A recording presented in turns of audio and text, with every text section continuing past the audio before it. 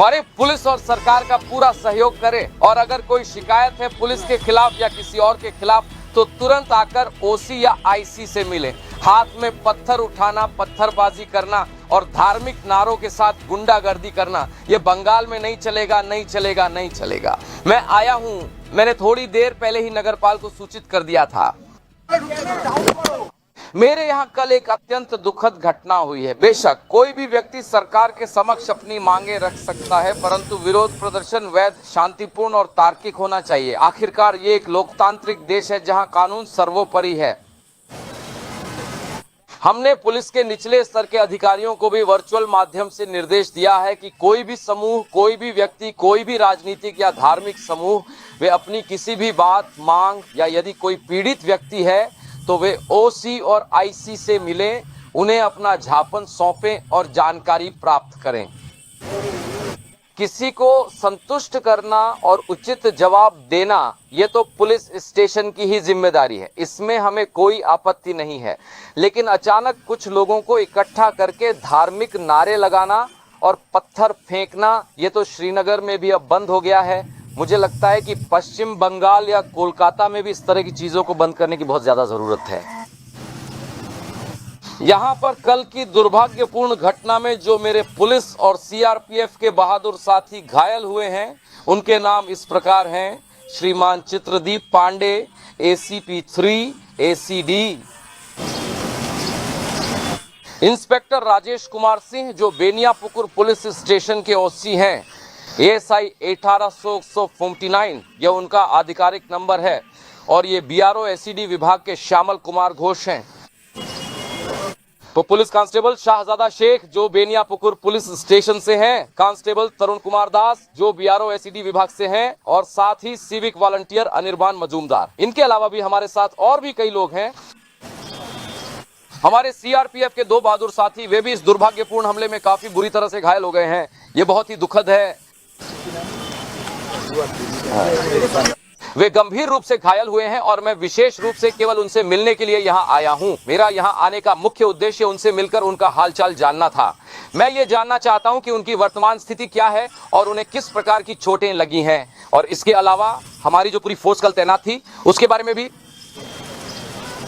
आप सभी का काम वाकई सराहनीय है। आपने न केवल लोगों को बचाया बल्कि गंभीर कानून व्यवस्था की स्थिति को भी समय रहते संभाला है। मैं यहां आपका मनोबल बढ़ाने और समर्थन देने आया हूं। सरकार हर कदम पर आपके साथ है। बीएनएस के तहत निडर होकर जनहित में अपना कर्तव्य निभाएं।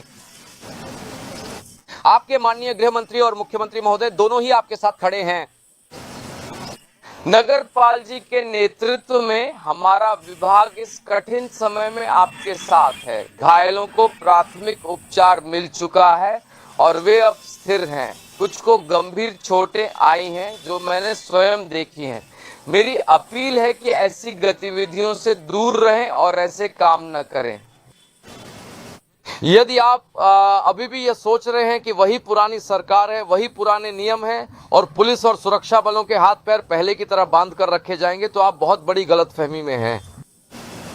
हमारा संदेश एकदम साफ और स्पष्ट है। हमारी नीति 0 टॉलरेंस की है। इस प्रकार की तोड़फोड़, गुंडागर्दी, उपद्रव और अराजकता तथा किसी भी प्रकार की राष्ट्र विरोधी और असामाजिक गतिविधियों को हम किसी भी सूरत में कतई बर्दाश्त नहीं करेंगे, ये तय है।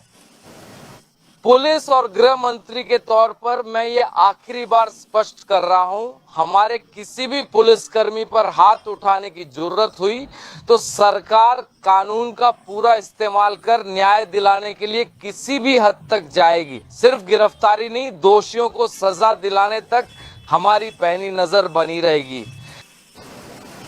और पुलिस के सभी दोस्तों से कहूंगा, बीएनएस ने जो कहा है, ट्रेनिंग पीरियड में आपको जो बताया गया है, आपके सुपीरियर ऑन स्पॉट जो ऑन ऑर्डर देंगे, आप उसे बिना किसी चिंता के करेंगे। कौन किस पार्टी का है, कौन किस धर्म का है, कौन किस समुदाय का है, कौन किसी प्रभावशाली व्यक्ति का करीबी है, उसके खिलाफ एक्शन लेने से पहले आपको 5 बार सोचना पड़ेगा। निश्चिंत रहें, प्रधानमंत्री जी ने बार बार कहा है कि बंगाल से डर खत्म हो चुका है, अब भरोसे का दौर है। बंगाल में डर आउट, भरोसा इन। पूरा पुलिस विभाग विशेष रूप से हमारी कोलकाता पुलिस का जो प्रदर्शन है, उनकी जो प्रतिष्ठा है, उस प्रतिष्ठा को वापस लाने के लिए और उनकी दक्षता का उपयोग करने के लिए सरकार उनके साथ है। यही मेरा वक्तव्य है। मुझे इस बात की बेहद खुशी है कि यहाँ के जांच अधिकारियों और वरिष्ठ पुलिस महकमे के अधिकारियों ने अब तक कुल 40 लोगों को हिरासत में ले लिया है और नगरपाल के साथ साथ हमारे सीपी साहब खुद व्यक्तिगत रूप से इस पूरे मामले की निगरानी कर रहे हैं। बीएनएस के तहत जो कानूनी कार्रवाई जरूरी है वे उसे कानूनी रूप से करेंगे। एक मुख्यमंत्री या गृह मंत्री के तौर पर मैं ये नहीं कहूंगा, कानून में जो लिखा है उसी के अनुसार कार्रवाई की जाएगी। शर्तें दिए, मैं आप सभी को बस एक ही बात स्पष्ट कर देना चाहता हूं, हमारी नीति जीरो टॉलरेंस की है।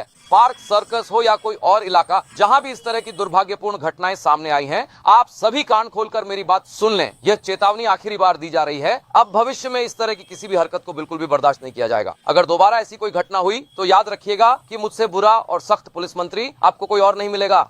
हमने कश्मीर की वादियों में जिस तरह की हिंसक पत्थरबाजी का मंजर देखा था, कल बिल्कुल वैसा ही खौफनाक नजारा हमें पार्क सर्कस के इलाके में भी देखने को मिला। देखिए, कश्मीर में यह पहले ही खत्म हो चुका है। कश्मीर में तो यह बहुत पहले ही खत्म हो गया था। जब भारत सरकार ने धारा 370 और 35A को हटाया था, तब से ही यह खत्म हो गया है। कश्मीर में इस तरह की घटनाएं नहीं होती हैं। बंगाल में इन्हें यह आदत सी हो गई थी कि कोई हमारा कुछ नहीं बिगाड़ सकता। सरकार और पुलिस के भीतर भी डर का माहौल था, लेकिन अब वह डर का माहौल खत्म हो गया है। पुलिस कानूनी तरीके से काम करेगी। वे कानून लागू करने वाली संस्था हैं, वे सरकार का अभिन्न अंग हैं। पुलिसकर्मी घायल होंगे और पुलिस मंत्री एसी रूम में बैठकर देखेंगे। ये सब दिन हुआ करते थे। आप पुरानी बातें भूलना ही बेहतर है। बंगाल में अब गुंडागर्दी खत्म हो चुकी है। हमारी नीति जीरो टॉलरेंस है। मैंने खुद मौके पर जाकर उनसे बात की, कोई औपचारिकता नहीं निभाई। उपद्रवी जान ले, यह सरकार किसी को नहीं बख्शेगी।